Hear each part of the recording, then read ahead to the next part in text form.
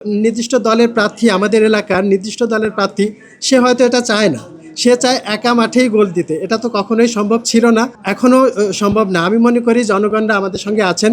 গোপালগঞ্জ 1 আসনের মুকসুদপুর কাশিয়ানীর জনগণ আমাদের সাথে আছেন, এবং আমি এটা বিশ্বাস করি যে তারা কোনো মামলাবাজ, কোনো চাঁদাবাজ, কোনো ক্যাডারকে ভোট দিয়ে নির্বাচিত করবে না। Thank you. প্রার্থী আমার বড় ভাই আশরাফুল আলম শিমুল, উনি জেলে আছেন এই মামলাবাজদের কারণেই। আমি এখানে এসেছি আমার বড় ভাই আশরাফুল আলম শিমুল, যিনি গোপালগঞ্জ 1 আসনের স্বতন্ত্র প্রার্থী, তার পক্ষে আপিল শুনানির জন্য। তো আমাদের জন্য আসলে আজকের যে রায়টা, আপিলে আমাদের মনোনয়ন বৈধতা পেয়েছে, তো এই রায়টা আমাদের কাছে আসলে অনেক খরার মধ্যে এক পশলা বৃষ্টির মতো। আর মনোবল হতে হয় স্পাদ্রিত। জেরুজালেম 25 বছরের পথ চলায় নিরাপদে রাখার প্রত্যয়ে সার্টিফাই করতে না পারে সেজন্য বিভিন্নভাবে তার বাড়িতে গিয়ে তার ছেলে মেয়েদেরকে হুমকি দামকি দেওয়া হচ্ছিল।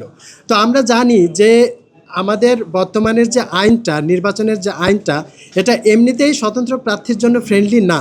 তারপরও আমরা অত্যন্ত কৃতজ্ঞ এই রিটার্নিং অফিসার এবং নির্বাচন কমিশনের কাছে যে তারা খুব ফেয়ারলি, খুব লেনিয়েনভাবে আমাদের বিষয়টা দেখেছেন।